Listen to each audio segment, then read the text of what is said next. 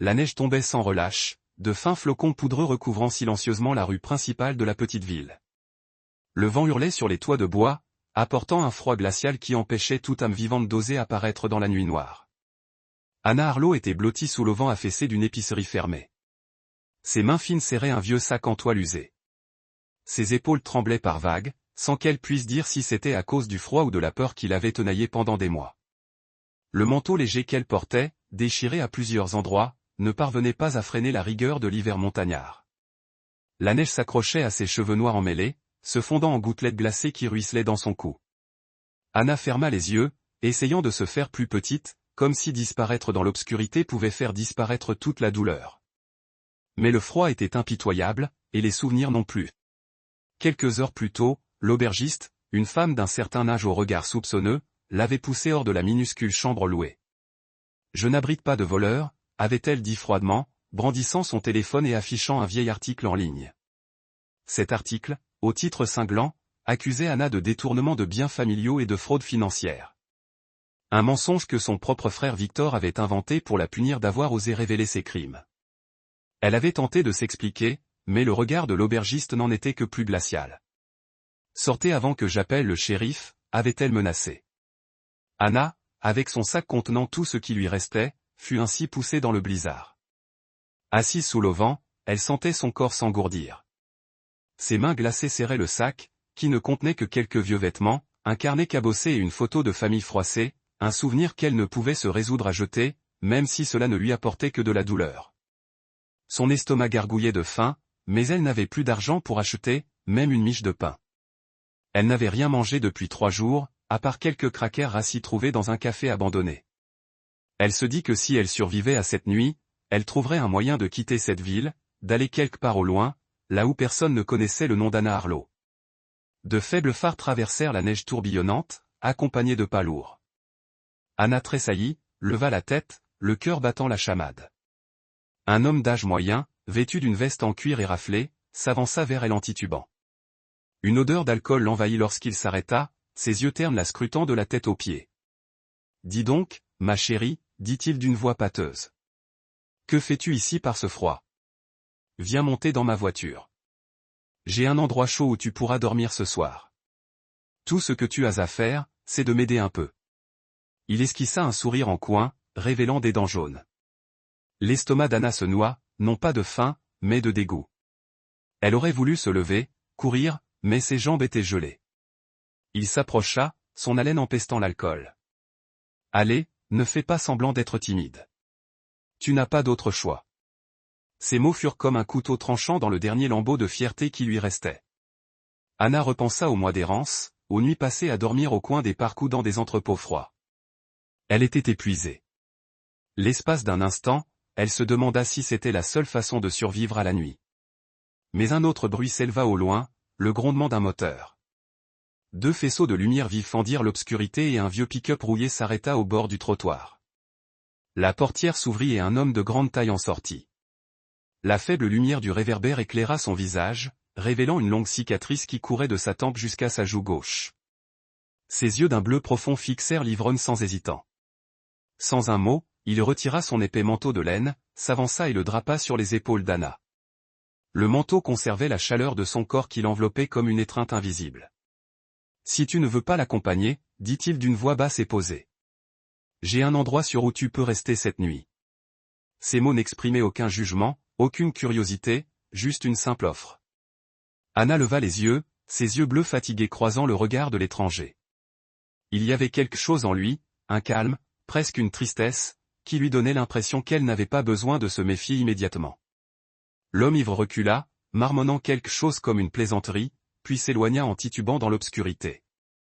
Anna serra plus fort le manteau, sa chaleur s'infiltrant dans sa peau glacée. Elle scruta le visage de l'homme à la recherche d'un quelconque motif caché, mais il resta planté là, les mains dans les poches, à attendre. « Je n'ai pas d'argent, » murmura-t-elle d'une voix froide et épuisée. « Je n'ai rien pour te payer. »« Je ne veux pas de ton argent, » répondit-il d'un ton neutre. « Tu veux venir avec moi ?» Anna hésita. Après des années de trahison, d'abord de la part de sa famille, puis de ceux qui lui avaient promis son aide, la gentillesse de cet inconnu lui semblait un piège tendu au grand jour. Mais le froid la rongeait, et il n'y avait aucune tromperie dans son regard. Elle prit une profonde inspiration, son expiration se transformant en un nuage blanc dans l'air, puis acquiesça. D'accord, dit-elle d'une voix si faible qu'elle fut presque engloutie par le vent. Il la conduisit jusqu'au camion et lui ouvrit la portière passager. En montant à bord, Anna sentit un tremblement dans son corps, non seulement dû au froid, mais aussi à une fragile lueur d'espoir qui venait de s'allumer. L'homme ferma la portière, tourna le capot côté conducteur et démarra. Le camion vibra et rugit, et ensemble, ils quittèrent la route enneigée. Anna serra son sac sur ses genoux, regardant par la fenêtre, dans l'obscurité.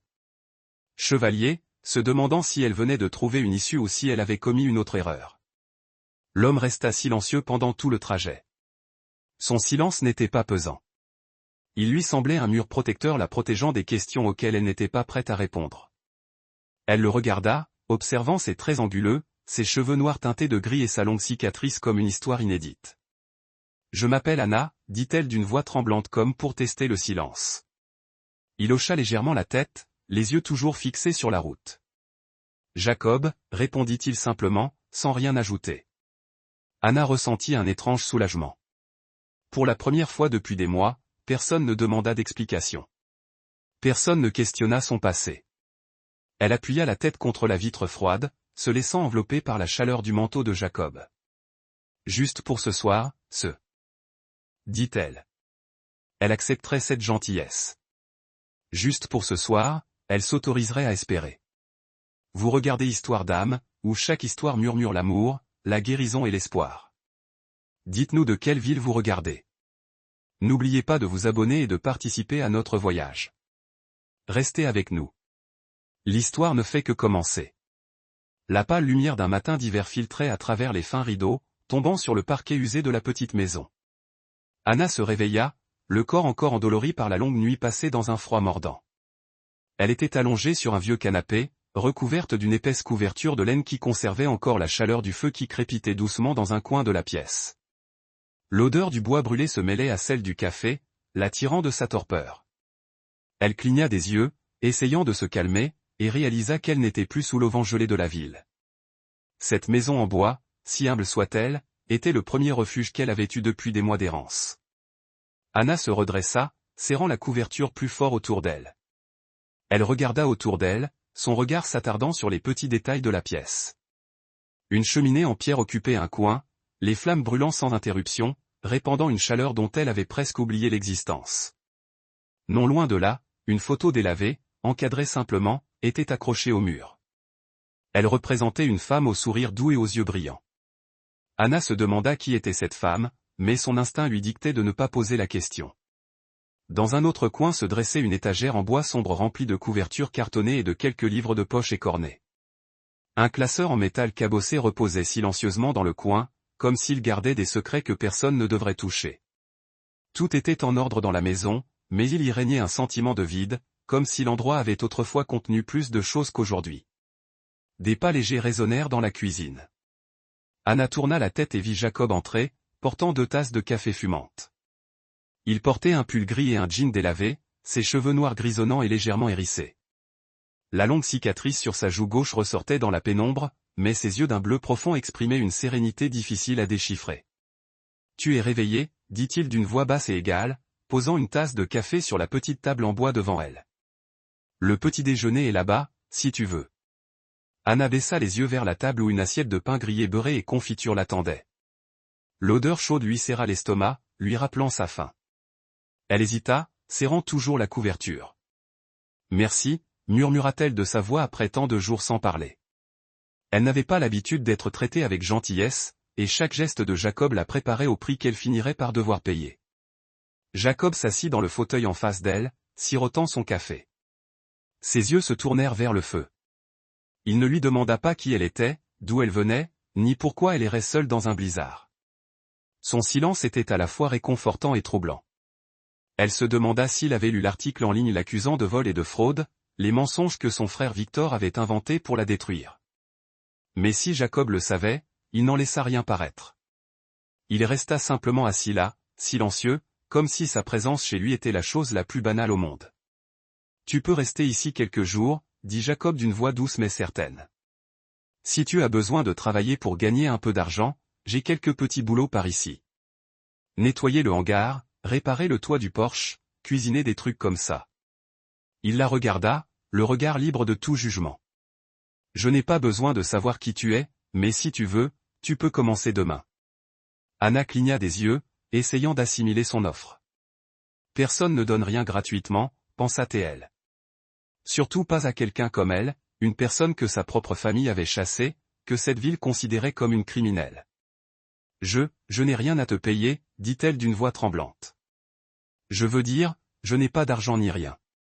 Jacob haussa les épaules comme si cela n'avait aucune importance. Je ne veux pas d'argent. Ne saccage pas ma maison. Un sourire fugace effleura ses lèvres, mais il disparut rapidement, laissant place à son air pensif habituel. Anna prit la tasse de café, sentant la chaleur s'infiltrer dans ses mains gelées.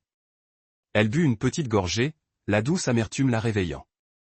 Elle regarda Jacob, essayant de deviner ses intentions, mais il resta assis là. Elle fixait le feu comme si le monde au-delà de ces murs n'existait pas. Elle se demandait qui il était, pourquoi il vivait seul dans cette maison de bois isolée, et pourquoi il avait ouvert sa porte à une inconnue comme elle. Mais elle n'osait pas poser la question. Pas encore. Elle prit son petit déjeuner en silence, chaque toast lui semblant un cadeau précieux.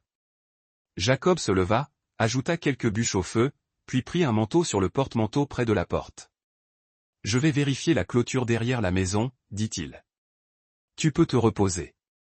Si tu as besoin de quoi que ce soit, appelle-moi. » Il sortit, laissant Anna seule dans la pièce chaude, au coin du feu crépitant et dans l'odeur persistante du café. Anna se rassit sur le canapé, tirant la couverture plus près. Elle regarda la photo au mur, la femme au doux sourire. Avait-elle fait partie de la vie de Jacob, se demanda-t-elle. Elle secoua la tête, essayant de chasser sa curiosité. Elle n'avait pas le droit de fouiller dans son passé. Pas alors qu'elle fuyait le sien, elle serra les poings, ses ongles s'enfonçant dans ses paumes, essayant de se retenir de pleurer. Elle ne voulait pas pleurer, pas ici, chez un inconnu. Mais à cet instant, elle réalisa quelque chose. Pour la première fois depuis des mois, elle se sentait en sécurité. Pas complètement, pas pour toujours, mais suffisamment pour expirer profondément et permettre à son corps de se détendre, ne serait-ce qu'un peu. Cette maison, avec son feu constant en la présence silencieuse de Jacob, était un refuge temporaire, et elle, bien qu'effrayée, décida d'y rester, au moins jusqu'à ce qu'elle soit assez forte pour continuer à avancer. Quand Jacob revint, apportant avec lui une bouffée d'air froid, il ne dit rien. Il hocha simplement la tête en la voyant toujours assise. Il accrocha son manteau au porte-manteau, puis se rassit avec son café. « Ça va » demanda-t-il d'une voix dénuée de curiosité. « Juste une simple question. » Anna hocha la tête, malgré un mélange de sentiments, gratitude, suspicion et une lueur d'espoir qu'elle n'osait pas croire. « Je vais bien, dit-elle, et pour la première fois, ces mots lui parurent un peu justes. « Je t'aiderai à ranger le hangar. Si tu veux. » Jacob hocha la tête, une lueur de satisfaction dans le regard. « Bien, dit-il. À demain alors. » Il se leva et se dirigea vers la cuisine, laissant Anna seule avec ses pensées. Elle le surveillait, se demandant ce que cet homme cachait et si elle aurait le courage de rester plus d'une nuit. La pâle lumière du matin d'hiver filtrait sans cesse à travers les rideaux. Mais ce jour-là, Anna s'était réveillée plus tôt, alors que le ciel était encore sombre. Le crépitement des bûches dans la cheminée était le seul bruit dans la petite chambre de Jacob. La maison en bois où elle séjournait depuis 3 jours. Elle s'assit sur le vieux canapé, la couverture en laine glissant de ses épaules, révélant ses bras maigres encore tremblants du froid qu'il avait ensanglanté pendant tous ces mois de voyage. Une légère odeur de café s'échappait de la cuisine, et elle entendit les pas légers de Jacob, réguliers comme le battement de cœur de la maison. Anna s'enveloppa dans la couverture et regarda autour d'elle. Tout était comme au premier jour. La cheminée en pierre qui brûlait sans interruption, la photo décolorée de la femme accrochée à proximité, la bibliothèque en bois sombre remplie de livres et le vieux classeur métallique verrouillé dans un coin. Mais ce jour-là, elle regarda de plus près. Elle marcha tranquillement vers la bibliothèque, ses doigts effleurant les couvertures rigides. La plupart étaient des romans d'aventure et de vieux livres scientifiques. Mais derrière eux, cachés par une rangée de livres de poche, elle aperçut quelques épais volumes reliés en cuir, dont les titres étaient gravés en lettres dorées délavées. Droit pénal, principe de procédure. Elle se figea, le cœur battant. Il n'avait jamais parlé de son passé, mais ses livres racontaient une histoire qu'il refusait de partager. La porte de la cuisine s'ouvrit et Jacob entra, une tasse de café fumant et une assiette de pain grillé à la main. Il portait un pull bleu foncé et un jean délavé. Ses cheveux noirs, grisonnants, étaient légèrement ébouriffés. La cicatrice sur sa joue gauche reflétait la faible lumière de la fenêtre.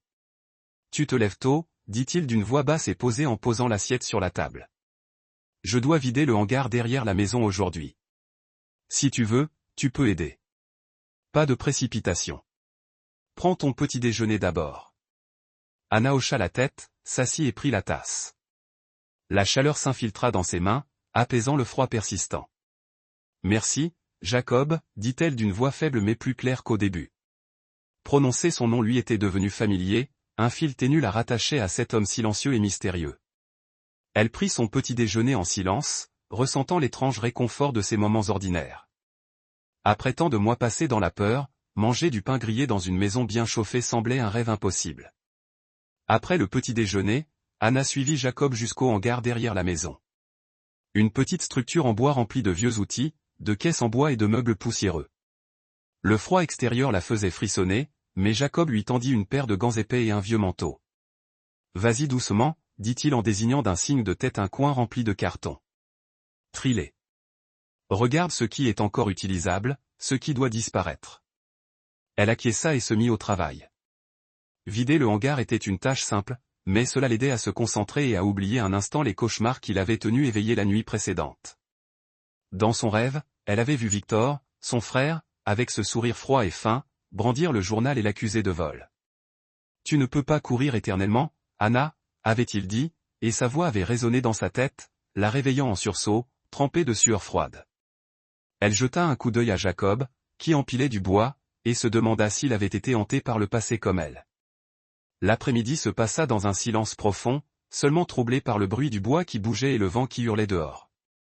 Anna trouva dans le hangar une vieille boîte remplie de papiers et de quelques petites photos. Elle aperçut une photo de Jacob, plus jeune, sans la cicatrice, debout à côté de la même femme que sur la photo au-dessus de la cheminée. Elle remit rapidement la boîte à sa place, le cœur battant.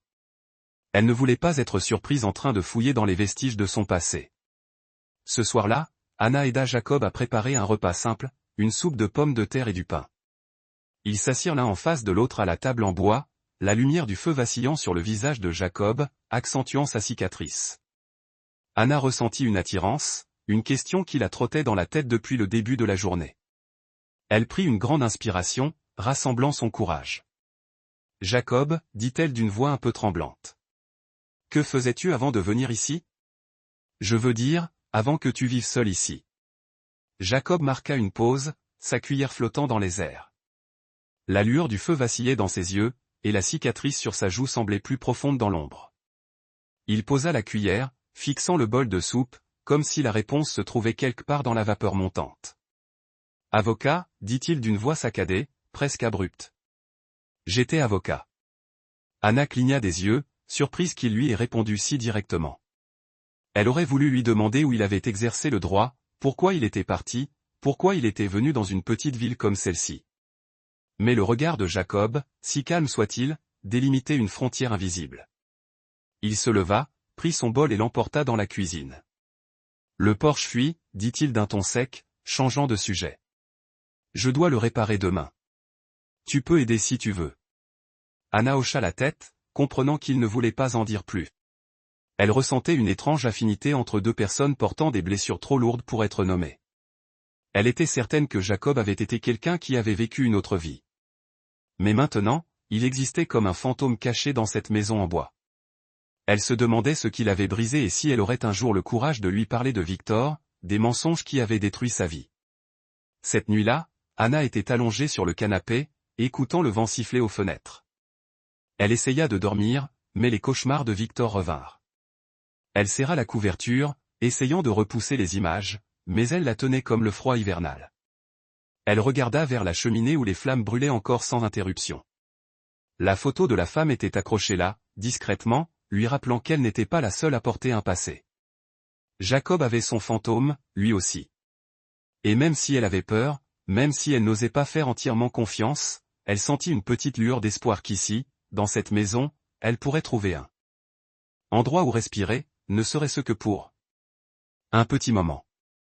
Le lendemain matin, Anna se réveilla avec une nouvelle détermination. Elle aiderait Jacob à réparer la véranda, travaillerait pour lui rendre sa gentillesse. Elle ne savait pas combien de temps elle resterait, mais pour la première fois, elle en avait envie. Non pas à cause du froid dehors, mais à cause de la chaleur que Jacob, avec sa discrétion, lui avait apportée. Un mois s'était écoulé, et les journées dans la maison en bois de Jacob avaient pris un rythme nouveau, fragile mais constant, qu'Anna n'aurait jamais cru retrouver. Chaque matin, elle se réveillait sur le vieux canapé, emmitouflée dans la couverture de laine, écoutant le crépitement du feu et respirant l'odeur du café qui montait de la cuisine. Elle aidait Jacob pour des tâches simples, vider le hangar, épousseter les étagères, réparer le toit de la véranda qui fuyait. Ce travail l'occupait, lui permettant d'oublier, ne serait-ce que brièvement, les cauchemars de Victor et les accusations qui l'avaient poussé dans l'ombre. Mais même si la maison lui apportait de la chaleur, Anna redoutait toujours le moment où tout s'effondrerait comme toujours. Ce matin-là, la neige tombait encore. Déposa une fine couche de terre sur la route menant à la ville. Anna se tenait près de la fenêtre, contemplant les pentes enneigées, les mains serrées contre une tasse de café préparée par Jacob. Elle commençait à s'habituer à son silence, à sa façon de laisser une assiette de pain grillé sur la table sans un mot, à sa façon d'ajouter du bois au feu avant de partir travailler. Mais elle savait que son passé ne disparaîtrait pas comme ça, et que cette petite ville isolée n'était pas un endroit où elle pourrait se cacher éternellement. Jacob entra, transi de frissons. Il retira son manteau, le suspendit au porte-manteau près de la porte et s'assit à table avec sa propre tasse de café. « Je dois aller en ville aujourd'hui, dit-il d'une voix ferme. J'ai besoin d'acheter du bois et quelques autres choses. Tu veux venir ? Anna hésita. Elle n'avait pas quitté la maison depuis la nuit où Jacob l'avait amenée ici, craignant le regard curieux des habitants, mais elle ne voulait pas non plus être seule. D'accord, dit-elle doucement. J'y vais. Le trajet jusqu'en ville était une épreuve. La rue principale, même enneigée, était plus animée qu'elle ne l'avait imaginé, les gens circulant entre l'épicerie et le petit café. Anna remonta son écharpe pour couvrir la moitié de son visage, essayant d'éviter les escaliers des inconnus, mais elle sentit encore ses regards furtifs, ses murmures discrets alors qu'elle et Jacob entraient dans la quincaillerie. Le commerçant, un vieil homme à la barbe argentée, la regarda avec suspicion avant de se tourner vers Jacob, d'un ton soudain plus amical. « Ça fait un bail que je ne t'ai pas vu, Thornton. »« Qui est-ce » répondit sèchement Jacob. « Un ami ?» Il ne regarda pas Anna, mais une résolution calme dans sa voix empêcha le vieil homme de poser d'autres questions. Anna baissa la tête, le cœur battant la chamade. Elle savait que ces rumeurs n'étaient pas anodines. Victor avait fait en sorte que son nom et les fausses accusations se répandent partout en ligne. Elle espérait seulement que cette petite ville était trop isolée pour que quiconque la remarque. Mais cet espoir s'évanouit cet après-midi-là lorsqu'une élégante Jeep noire s'arrêta devant la maison. Anna époussetait la bibliothèque du salon lorsqu'elle entendit frapper fermement à la porte. Jacob, qui coupait du bois dans le jardin, entra et s'essuya les mains sur sa chemise avant d'ouvrir. Debout, le shérif de la ville, un homme d'âge mûr au visage sévère et vêtu d'un épais uniforme pour se protéger du froid. « Thornton, dit-il à voix basse, je dois vous parler de la femme qui séjourne ici. » Anna, cachée derrière la bibliothèque, sentit le sang lui quitter le visage. Elle serra le chiffon dans ses mains. Elle serra la main, essayant de calmer sa respiration, mais son cœur battait fort. Elle entendit Jacob répondre, d'un ton froid, mais calme. « C'est mon invité. Y a-t-il un problème ?» Le shérif baissa la voix, mais Anna entendit chaque mot. Des gens en ville ont parlé. Anna, c'est ça ? Ils ont trouvé un article en ligne. Elle a été accusée de vol et de fraude quelque part. Je ne veux pas d'ennui ici, Thornton. Tu sais qui elle est. La tête d'Anna tourna. Elle voulait courir pour disparaître avant que tout ne s'effondre. Mais elle ne pouvait pas bouger. Elle ne pouvait que rester là, à écouter Jacob répondre, je sais qu'elle a besoin d'aide. Ça me suffit. Sa voix était ferme. Pas l'ombre d'un doute. Le shérif s'éclaircit la gorge. Je ne veux pas vous compliquer la vie, mais si quelque chose arrive, vous en serez responsable. Ne laissez pas cet endroit se transformer en refuge pour criminels. Il se détourna, ses pas lourds crissant dans la neige. Lorsque Jacob referma la porte, Anna surgit de derrière la bibliothèque, les mains tremblantes. « Je suis désolée, murmura-t-elle d'une voix brisée. Je ne voulais pas vous causer d'ennui. Je vais y aller. Elle se précipita vers le coin de la pièce où se trouvait son vieux sac en toile. Elle commença à y fourrer ses quelques affaires. L'esprit vide, à l'exception d'une pensée, elle devait partir avant de ruiner la vie de Jacob. Jacob resta là un long moment, ses yeux bleus profonds ne la quittant pas. « Anna » dit-il d'une voix basse mais ferme.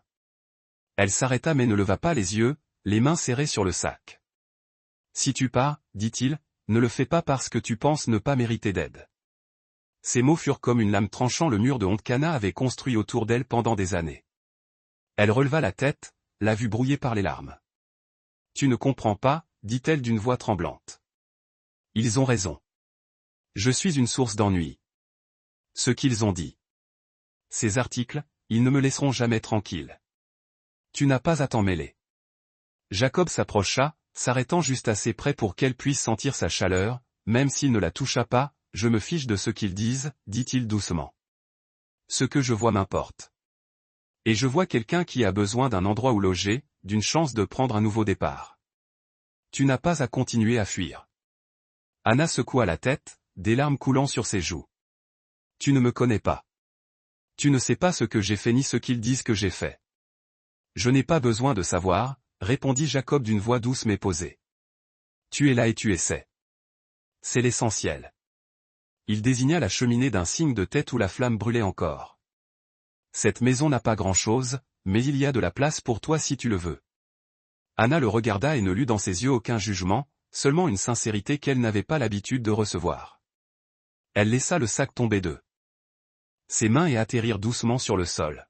« D'accord, » dit-elle d'une voix faible mais plus posée. « Je resterai, mais seulement jusqu'à ce que je ne te cause plus d'ennui. » Jacob hocha la tête, un léger sourire éclairant son visage. « Bien, » dit-il. « Demain, on répare le porche. Maintenant, on dîne. Ta soupe refroidit. » Anna s'assit à table, sentant un poids invisible se dégager de ses épaules. Elle avait encore peur. Peur de Victor, peur du passé, peur des murmures en ville. Mais pour la première fois, elle sentit qu'elle pourrait peut-être y faire face, ne serait-ce qu'un peu, car Jacob, dans son silence constant, se tenait à ses côtés. Plus d'une semaine plus tard, la nuit tomba sur la maison en bois de Jacob Thornton, déposant une couche de neige fraîche qui scintillait sous la faible lumière du porche. À l'intérieur, la cheminée brûlait sans interruption, rayonnant une chaleur qui défiait le froid glacial extérieur. Anna était assise sur le canapé familier, serrant une tasse de thé chaud, le regard perdu dans le vague, fixant les flammes. Le grondement d'un moteur résonna au loin, rompant le silence de la montagne. Anna sursauta, manquant de laisser tomber son thé. Elle jeta un coup d'œil à Jacob, assis dans le fauteuil en face d'elle, lisant un vieux livre. Il releva la tête, ses yeux bleus profonds se plissant avec prudence. Le moteur se rapprocha, puis s'arrêta juste devant la maison. Un coup violent retentit contre la porte, presque menaçant, faisant serrer le cœur d'Anna. Jacob se leva, posa le livre sur la table et se dirigea vers la porte d'un pas calme mais résolu. Anna serrait sa tasse, essayant de reprendre son souffle. Mais un mauvais pressentiment lui fit trembler les mains. Lorsque Jacob ouvrit la porte, un courant d'air froid s'engouffra, emportant la silhouette qu'elle redoutait le plus, Victor Harlow, son frère. Victor entra, l'air satisfait dans son long manteau coûteux, la neige légèrement accrochée à ses épaules. Il agita un morceau de papier, les mêmes fausses accusations de vol. « Bonjour, petite sœur, dit-il d'une voix douce mais glaciale. Tu pensais vraiment pouvoir te cacher pour toujours ? Rentre à la maison ou ça va droit à la police ?»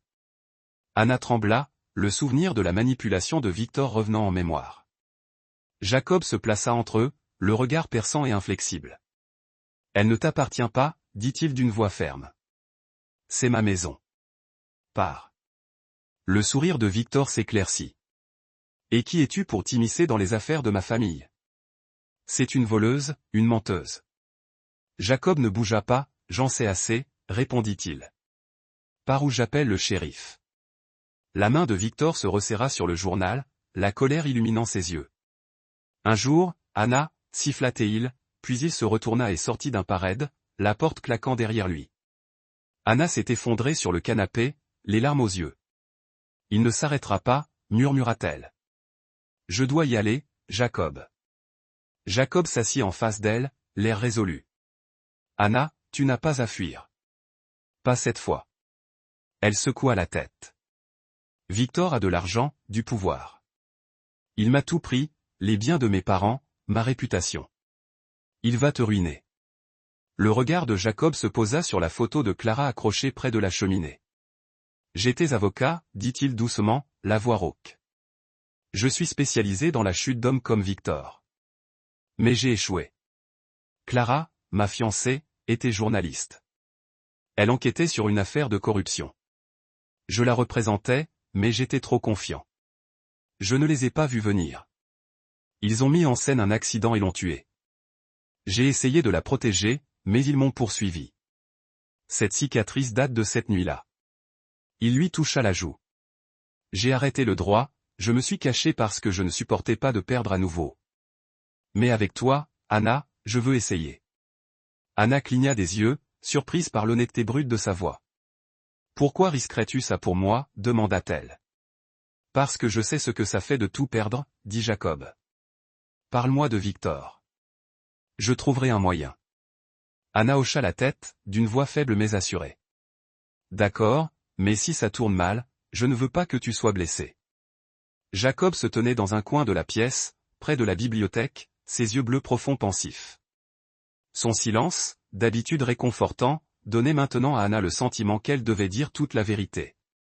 Si Jacob voulait l'aider, il méritait de tout savoir. Elle prit une grande inspiration, posa sa tasse et commença. Jacob, dit-elle, marquant une pause pour regarder. Elle se pencha vers elle, les mains jointes. Mes parents sont morts il y a 3 ans dans un accident de voiture. Ils ont laissé derrière eux beaucoup de choses, argent, terre, actions et l'entreprise familiale. Victor, mon frère, voulait tout. Il m'a forcé à signer des papiers, renonçant à mon héritage, me disant que j'étais incapable, que je détruirais tout. Il me contrôlait comme si je n'avais aucun droit de décision. J'avais déjà signé certains documents. Jacob se rassit dans le fauteuil en face d'elle, les yeux fixés sur son visage. Anna continua, la voix tremblante, évoquant des souvenirs douloureux. Puis j'ai découvert qu'il avait une petite amie.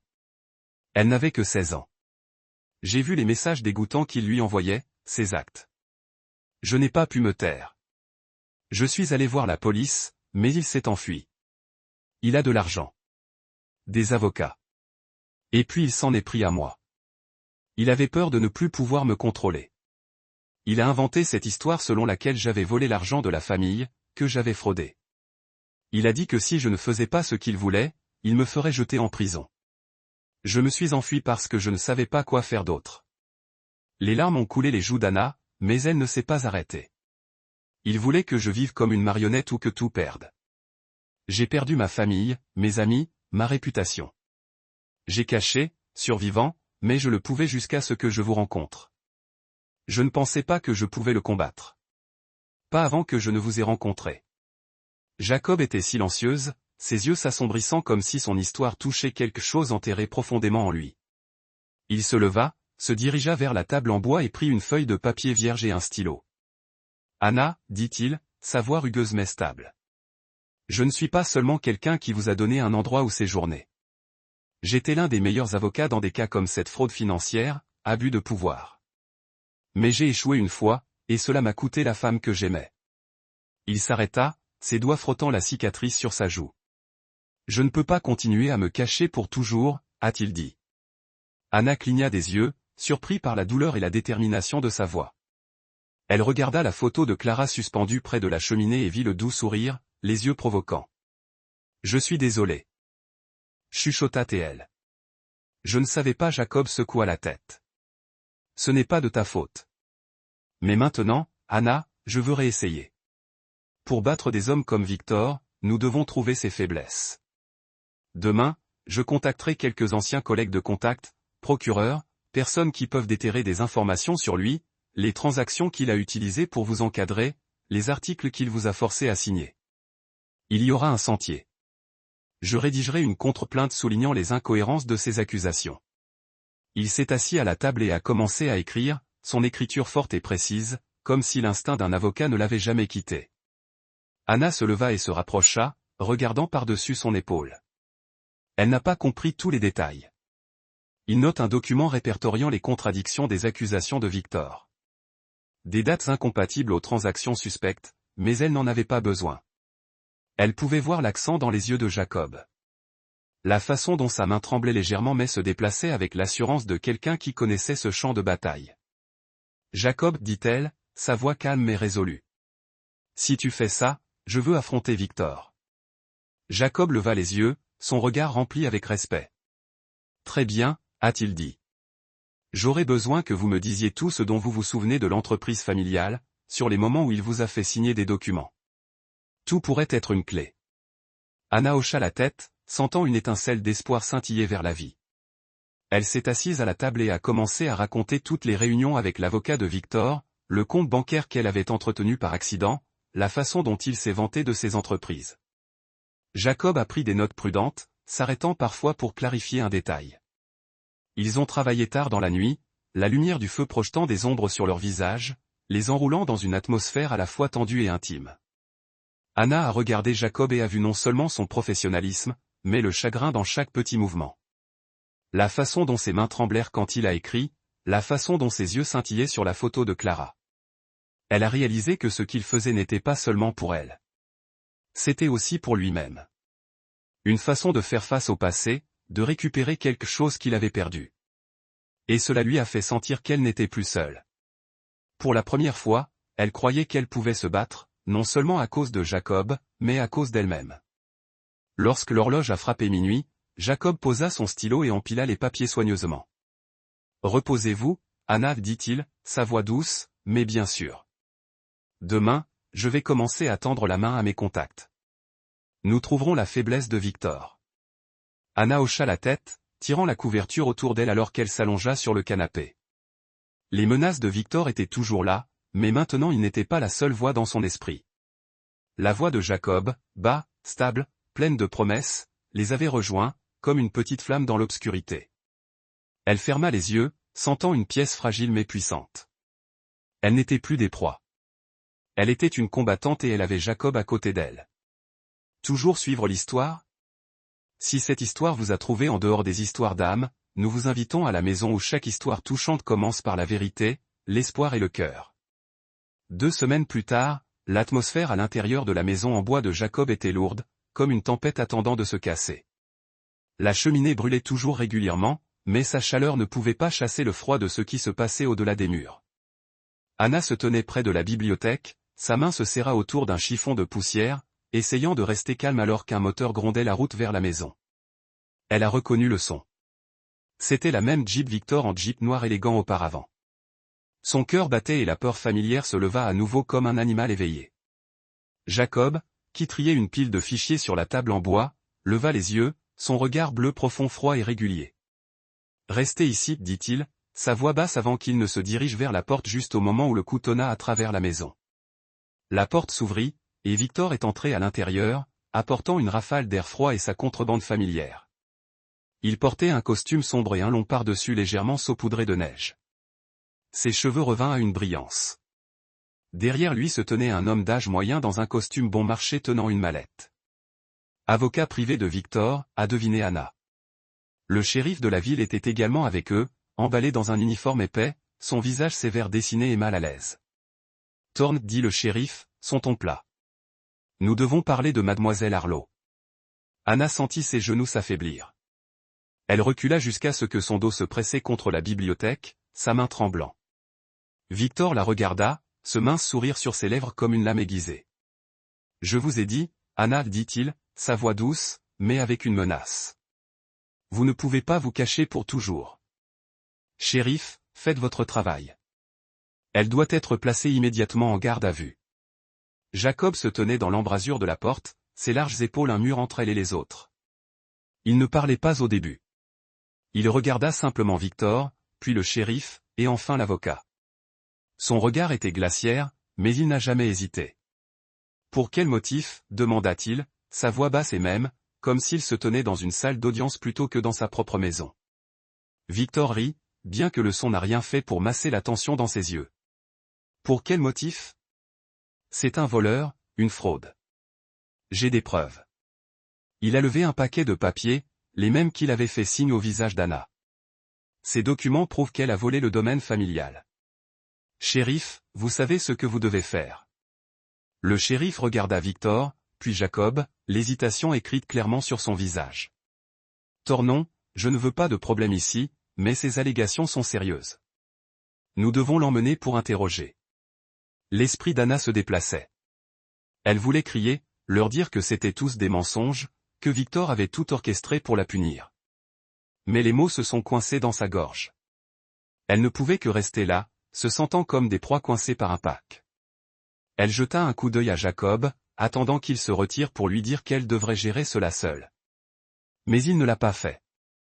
Au lieu de cela, Jacob se dirigea vers la table et ramassa le fichier épais qu'il préparait depuis des jours.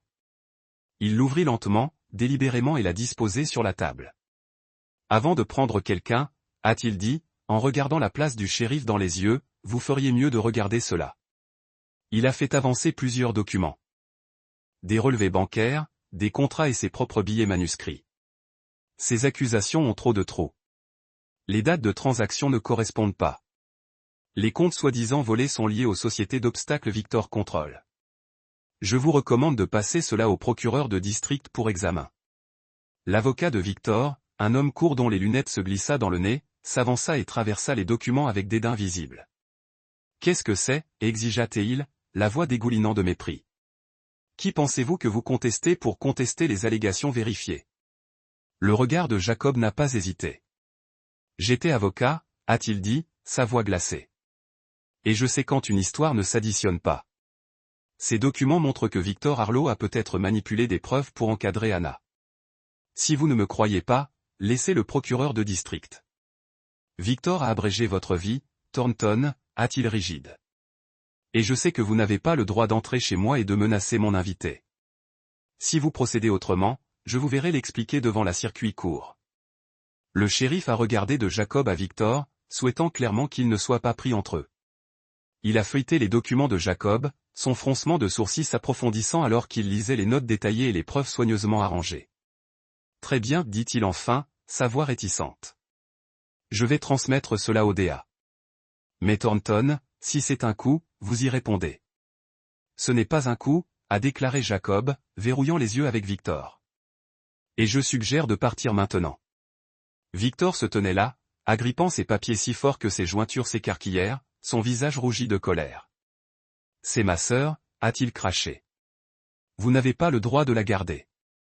Elle n'est pas votre propriété, dit Jacob, sa voix basse mais puissante. C'est mon invité. Parte. Anna se tenait derrière Jacob, se sentant pour la première fois vraiment protégée. Elle regarda son large dos. La façon dont il se tenait sans faille devant Victor, l'homme qu'elle avait craint toute sa vie. Elle tremblait toujours, mais pas par peur. Elle sentait quelque chose de nouveau se lever en elle, une force qu'elle n'avait pas connue qu'elle possédait. Pour la première fois, elle ne voulait pas courir. Elle voulait se tenir ici à côté de lui et affronter Victor. Les yeux de Victor passaient entre eux, la rage et quelque chose comme l'impuissance se précipitant sur son visage. Ce n'est pas fini, Anna, a-t-il dit, sa voix basse et menaçante. Il se tourna brusquement, faisait signe à son avocat de suivre, et a traqué, la porte claquant derrière eux. Anna a fait rugir une respiration tremblante comme si elle était juste tirée de la main. Tears. Et won't stop, she whispered. Et elle come back. Jacob turned, sitting down across from her, his gaze softening busty steady. Et Mike try, et said. But won't win. Not with this. Et nodded at the fil on the table. The district attorney will see what he see. And he won't let you face this alone. Anna looked up at him, tears sliding down her cheek. Why are you doing this, Jacob? She asked, her voice tremblant. Une sincérité qu'elle n'avait jamais vue chez personne parce que vous méritez une chance. Il a dit, et parce que j'ai perdu quelqu'un, je ne laisserai plus cela se reproduire. Anna sentit son cœur se resserrer. Elle le regarda, vit la cicatrice sur sa joue, la détermination et la douleur derrière son regard constant. Elle savait qu'il se battait non seulement pour elle, mais pour lui-même, pour tout ce qu'il avait perdu. Et à ce moment-là, elle a ressenti le lien entre eux. Quelque chose de réel, une confiance qu'elle n'avait jamais osé espérer. Merci, murmura-t-elle, sa voix petite mais bien sûre. Je vais rester et je me battrai avec toi. Jacob hocha la tête, un léger sourire traversant ses lèvres. Bien. Anna le regarda, sentant une nouvelle force s'installer dans sa poitrine. Victor était toujours une menace, mais avec Jacob à côté d'elle, elle ne se sentait plus comme une proie. Elle faisait partie d'une équipe et pour la première fois, elle pensait qu'elle pouvait gagner. Les semaines qui ont suivi la confrontation avec Victor sont passées dans une atmosphère tendue mais pleine d'espoir dans la petite maison en bois de Jacob Thornton.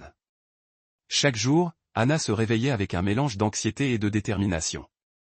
Ses yeux souvent dérivant vers la pile de fichiers sur la table en bois où Jacob a soigneusement ajouté des notes et des preuves. La cheminée brûlait toujours régulièrement, mais maintenant les flammes semblaient plus que de la chaleur. Ils étaient un symbole du petit feu brûlant dans la poitrine d'Anna, l'espoir qu'elle pourrait reprendre sa vie. Jacob a travaillé sans relâche avec le procureur de district par de brefs appels et des lettres manuscrites. Il a gardé tout simple, évitant le jargon juridique complexe quand il a expliqué les choses à Anna. Mais elle pouvait voir le professionnalisme dans chaque mouvement, la façon dont il a organisé des documents, la façon dont il a annoté les détails, la façon dont il a analysé chaque incohérence dans les affirmations de Victor. Elle a également participé, racontant chaque détail dont elle se souvient sur les transactions louches de Victor, ses menaces et l'histoire douloureuse de la fille mineure qu'elle avait essayé de protéger. Dans un moment d'audace, Anna a contacté cette fille et l'a persuadée de témoigner contre Victor. Son témoignage, bien que tardif, est devenu un élément crucial de l'affaire. La nuit, Anna et Jacob étaient assis près de la table en bois, la lumière du feu clignote sur leurs visages. Jacob l'a écouté non seulement en tant qu'avocat, mais aussi en tant qu'ami, un allié. Elle a commencé à partager plus, non seulement sur Victor, mais sur toutes les années où elle avait ressenti une marionnette sous la main de son frère. Jacob s'ouvrit également, même si ce n'est que un peu, lui parlant de Clara, son fiancé, qui avait cru en la justice mais qui ne le voyait jamais. Leurs histoires, bien que différentes, sont ensemble dans une empathie silencieuse qui a créé une connexion plus profonde qu'Anna n'avait jamais imaginée. Enfin, par un matin froid, une lettre du tribunal de district est arrivée. Jacob ouvrit l'enveloppe, ses yeux se concentrent en lisant chaque ligne. Anna se tenait à côté de lui, sa main agrippant le bord de la table, à peine capable de respirer. « Qu'est-ce que ça dit » demanda-t-elle, sa voix tremblant. Jacob leva les yeux et un sourire rare se propage sur son visage. « Les accusations contre vous n'ont pas suffisamment de preuves, a-t-il dit, sa voix bas mais claire. Ils ont été rejetés. En outre, Victor fait l'objet d'une enquête pour parjure, abus financiers, intimidation des témoins et harcèlement sexuel d'un mineur. Le témoignage de cette fille a beaucoup aidé. Anna cligna des yeux comme si elle ne pouvait pas croire ce qu'elle entendait. La pièce tourna autour d'elle, et il semblait que le monde s'était déplacé en un instant. « Je suis libre », chuchota-t-elle, sa voix à peine là. « Vraiment gratuit. » Jacob hocha la tête, plaçant doucement la lettre sur la table. « Vraiment, a-t-il dit, vous avez combattu pour cela, Anna. Je vous ai juste aidé à voir que vous méritez de connaître la vérité. » Les larmes sont venues alors, imparables. Anna est tombée en panne, non pas par douleur, mais par un soulagement si profond, il semblait qu'un poids géant avait été soulevé de sa poitrine. Elle couvrait son visage, ses épaules tremblant alors que des années de peur et que la honte est fondue. Jacob se leva, se dirigea vers ses côtés, et pour la première fois, il tendit la main et la tira dans une étreinte. Il n'a rien dit, la tenait fermement, la laissant pleurer, la laissant libérer tout ce qu'elle avait tenu à l'intérieur pendant si longtemps. Anna se pencha contre lui, sentant la chaleur de son corps, la présence constante de lui. Dans cette étreinte, elle se sentait en sécurité. Vraiment sûre. Pour la première fois de sa vie, elle n'était plus la fille blottie sous un auvent gelé. Plus le paria que sa famille avait abandonné. Elle était Anna Harlow, la femme qui avait résisté à Victor et a gagné. Et elle ne l'avait pas fait seule. « Merci, Jacob, murmura-t-elle, sa voix. Si ce n'était pas pour toi, je ne sais pas ce qui m'aurait été arrivé. » Jacob recula juste assez pour la regarder dans les yeux, sa main se reposant doucement sur son épaule. « Vous avez fait cela, Anna, dit-il, son regard bleu profond stable. Je vous ai juste aidé à voir que vous le pouviez. Et cette fille, elle s'est manifestée à cause de toi. C'est ta force, pas la mienne. » Anna secoua la tête, des larmes qui coulent toujours sur son visage. Non, Jacob, tu m'as donné un endroit où séjourner, une raison de rester. Tu croyais en moi quand je ne croyais pas en moi. Jacob la regarda, et dans ses yeux était une lueur de douleur, mais aussi une nouvelle pièce. Il a regardé la photo de Clara sur le mur, son doux sourire surveillant sur eux. Clara a toujours dit que la justice ne se faisait pas juste gagner devant le tribunal, a-t-il dit, sa voix brutale. Pour elle, mais pour tout ce qu'il avait perdu, pour toutes les erreurs qu'il avait portées. Mais elle a vu ses épaules se détendre comme si un fardeau invisible s'était finalement levé. Dit, sa voix basse et chaude. Et toi? Vous devriez être fiers de vous. Il se tenait là un moment dans le silence de la petite maison avec seulement le crépitement du feu et le vent doux à l'extérieur des fenêtres. Anna a senti un voyage de guérison commençant en elle. Elle n'était plus la femme définie par les mensonges de Victor. Elle était quelqu'un qui s'était levé, avait riposté, et avait récupéré sa dignité. Beaucoup de nuits auparavant. À la paix, a senti qu'elle était protégée, qu'elle appartenait quelque part. Toujours là, mais cela ne l'a plus contrôlée. Avec Jacob à côté d'elle, elle savait qu'elle pouvait affronter tout ce que l'avenir apporterait. L'hiver a lentement reculé du flanc de la montagne. Les épaisses couches de neige cédant la place à des parcelles d'herbes vertes tendres et aux premières fleurs sauvages fleurissant au début du soleil du printemps. La petite maison en bois de Jacob était devenue quelque chose de plus que du refuge. C'était devenu une vraie maison. La lumière du soleil passait à travers les fenêtres, réchauffant les planchers en bois usés comme si la maison elle-même respirait en rythme avec la nouvelle vie en prenant racine à l'intérieur. Anna se tenait à l'extérieur de l'écurie en tenant un seau d'alimentation, souriant comme un cheval brun offant de sa main. Jacob se tenait à côté d'elle, vérifiant la clôture nouvellement réparée, ses yeux bleus profonds plus doux qu'ils ne l'avaient été lorsqu'elle l'a rencontré pour la première fois. Ensemble, ils avaient travaillé pour s'occuper de cette petite ferme, en attendant les chevaux, en fixant la grange, en plantant des rangées de légumes derrière la maison. Parfois, il y avait des moments de joie ludique, comme lorsqu'ils arrosaient le jardin et se sont retrouvés trempés, riant comme des enfants, ou quand Jacob essuya une tache de saleté de la joue d'Anna. C'est simple, les routines, ainsi que les dîners qu'ils ont préparés côte à côte dans la cuisine, avaient tissé dans un nouveau rythme qu'une vie qu'Anna n'avait jamais osé imaginer. Un après-midi, alors qu'ils étaient assis à la table en bois mangeant de la soupe aux tomates et du pain grillé, Anna regarda Jacob, la gratitude brillait dans ses yeux. Jacob, dit-elle, sa voix douce mais sincère. Merci, pas seulement de m'avoir donné un endroit où séjourner, mais de m'avoir donné un endroit où appartenir. Elle s'arrêta, prenant une profonde inspiration. Pour la première fois de ma vie, j'ai l'impression d'avoir vraiment une maison. Jacob la regarda et un sourire rare alluma son visage, adoucissant la cicatrice sur sa joue gauche dans la douce lumière. Vous avez fait en sorte que cet endroit se sente à la maison, Anna, dit-il, sa voix chaude et stable. Je n'avais qu'une maison. Vous l'avez fait vivre. Ces paroles étaient simples, mais si authentiques qu'Anna sentit son cœur se remplir d'une chaleur aussi brillante que la lumière du soleil du printemps sur sa peau. La nouvelle de Victor est arrivée des semaines plus tard dans une lettre du procureur de district. Il avait été inculpé pour parjure. Redistribué par le tribunal. Pour cela, ils ont créé un centre d'aide juridique gratuit pour les personnes vulnérables à des personnes comme Anna. L'expérience en tant qu'avocat a fourni des conseils pendant que Anna gérait le café et a soutenu ceux qui sont venus chercher de l'aide. Chaque jour, ils travaillaient côte à côte, partageant les moments simples et significatifs de la brassage du café du matin à la lecture de fichiers de Qatar dans la nuit. Le jour de l'ouverture du centre juridique, la petite ville bourdonnait d'une activité inhabituelle. Les mêmes personnes qui avaient une fois regardé Anna avec soupçon lui souriaient maintenant. Certains ont même apporté des fleurs sauvages ou du pain fait maison pour célébrer. Le café sentait des biscuits frais et des rires remplissaient l'espace chaud. Anna se tenait derrière le comptoir dans un pull bleu pâle, ses cheveux foncés attachés, ses yeux une lumière avec une joie qu'elle n'avait pas cru qu'elle se sentirait jamais. Jacob se tenait dans un coin du café en parlant à quelques villes des services centraux. Il portait une simple chemise blanche avec les manches enroulées, et la cicatrice sur sa joue n'était devenue qu'une autre partie de lui, plus un symbole de douleur. Lorsque le dernier des invités a commencé à partir, le coucher de soleil a déversé la lumière orange dorée à travers les fenêtres. Anna a regardé Jacob, ressentant une gratitude qui allait plus loin que les mots, non seulement pour ce qu'il avait fait, mais pour qui il était, l'homme qui lui avait donné une raison de croire à l'amour et à l'espoir. Jacob se dirigea, ses mains dans ses poches, son expression un peu hésitante, mais pleine de résolution silencieuse. Anna, dit-il, sa voix basse. Je veux te montrer quelque chose. Il la conduit derrière le café dans un petit coin suspendu avec des lumières scintillantes dans un lit de fleurs sauvages nouvellement plantées. Il s'arrêta, prit une profonde inspiration, puis tomba à un genou et tira un simple anneau d'argent de sa poche, le groupe brillant dans la dernière lumière du jour. « Anna Harlow, dit-il, sa voix rugueuse d'émotion. Je ne veux pas te sauver. Je veux construire une vraie maison avec vous. Un endroit où nous appartenons tous les deux. Voulez-vous m'épouser ?» Anna cligna des yeux tandis que les larmes coulaient.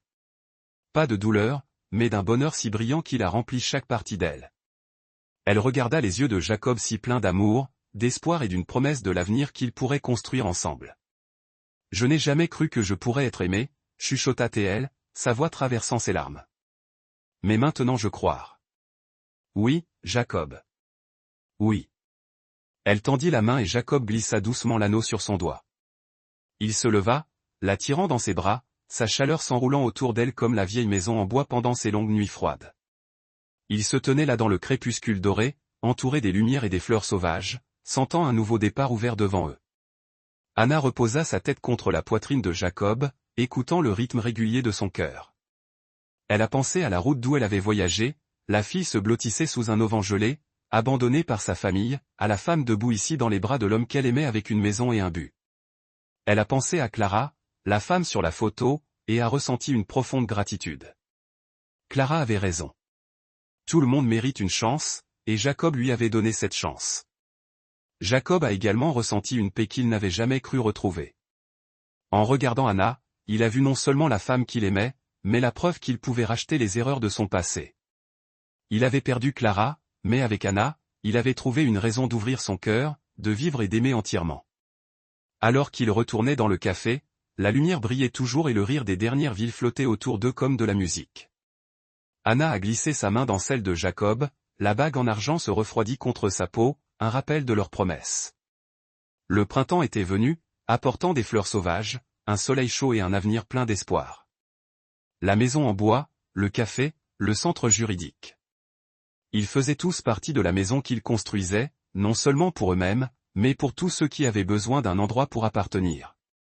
Anna leva les yeux vers Jacob, souriant à travers la dernière lumière du coucher du soleil. « Nous l'avons fait, n'est-ce pas ?» dit-elle, sa voix douce mais pleine de certitude. Jacob hocha la tête, donnant à sa main une douce pression. « Nous l'avons fait » a-t-il déclaré. « Et nous continuerons. »